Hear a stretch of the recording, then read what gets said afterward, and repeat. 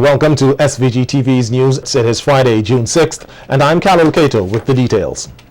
Head of the Traffic Department Superintendent Kenneth John is once again sending a stern message to omnibus operators and owners that they should have a copy of their insurance certificates with them or face the consequences.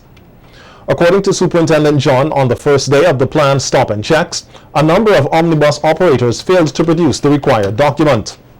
Superintendent John says the offenders were given 5 days to produce the certificate, with failing to do so resulting in the vehicle being taken off the road.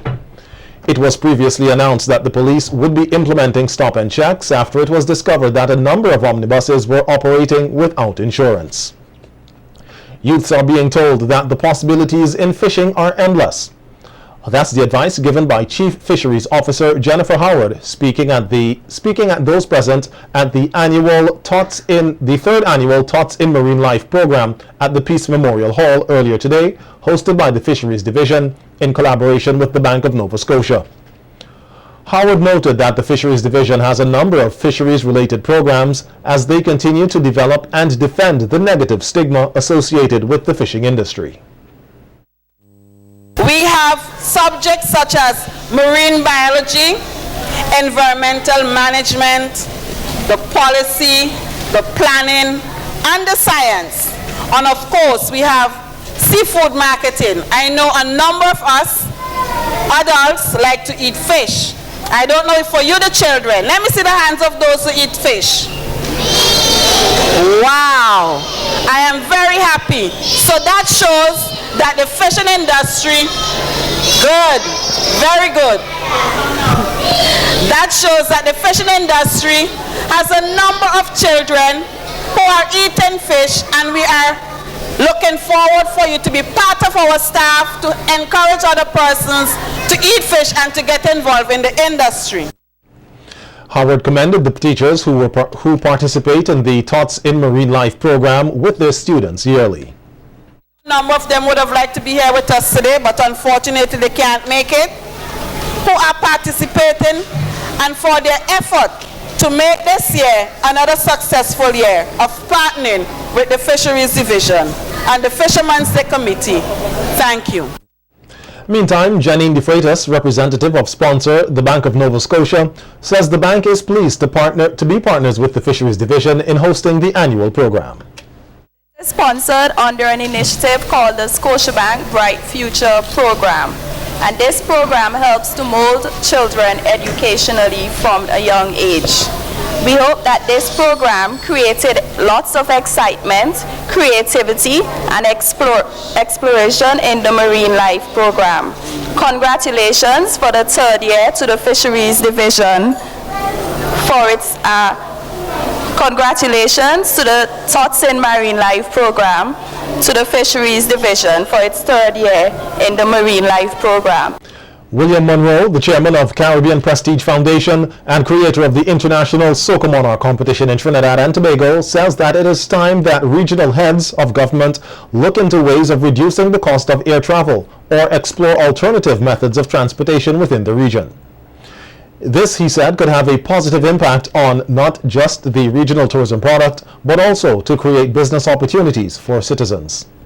And hopefully, I'm also looking forward for the leaders of the Caribbean to, especially the CARICOM leaders, heads, to provide an easier way of transportation for the people to move much cheaper than, because it is difficult for the regular individual to travel and pay that kind of high price that you have to pay for tickets today and then spending money. I mean, for me and you might be all right, but the regular person, it will be difficult. If they could find a way that they can move a ship or something that can hold thousands, because I know thousands of Trinidadians would love to come for a few days for Carnival, and the same way, and if that movement should be realized, I think not only Carnival and so will do well, but business flow out of that. So long as people, movement of people, and they mingle together and chat and talk, business come out of it. So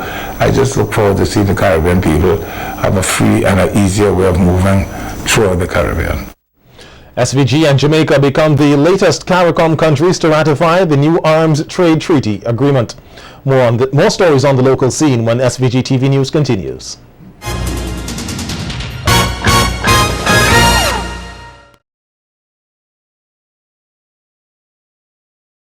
Welcome back to the evening news.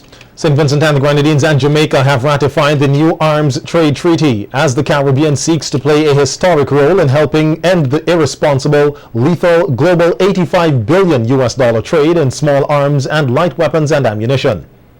On Tuesday, delegations from both CARICOM countries attended a special ratification ceremony at the United Nations headquarters to mark the event.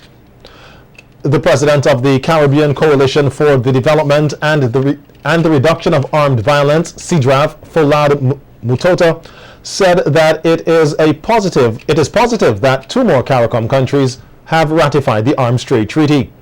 She says St. Vincent and the Grenadines hosted 2 of the 4 regional preparatory workshops at which CARICOM's common negotiating position was agreed on.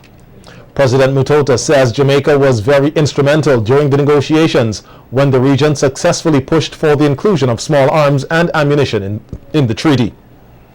Mutota said the road has been paved for governments to take effective measures to significantly reduce the proliferation of illegal arms and ammunition and the devastation that follows. Since the Arms Trade Treaty opened for signature 1 year ago, 118 states have signed it, and so far 40 states, including SVG and Jamaica, have ratified this pioneering international agreement.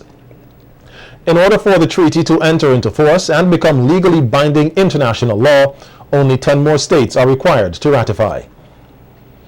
Earlier today, students of the West St. George Secondary School were provided the opportunity to put their artistic abilities on display. The art exhibition, which was held at the school's grounds, forms part of celebrations to mark the school's 10th anniversary. The exhibition featured various types of arts and collages, including abstract monoprints, graphics, and pottery. According to the school, the exhibition aims to showcase the many talents of the students.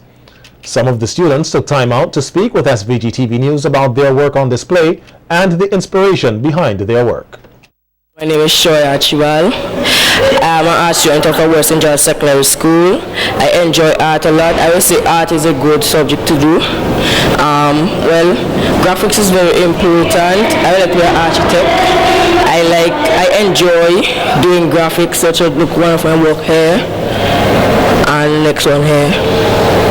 Yeah, so I want to say thank you. I encourage all of the students that you can do art. Thank you. Hey, my name is Omar Morgan, and the reason why I like art is because you get to create your imagination and do what you have in your mind. And I create this house. It takes a lot of time, but it come out kind of good what I expected.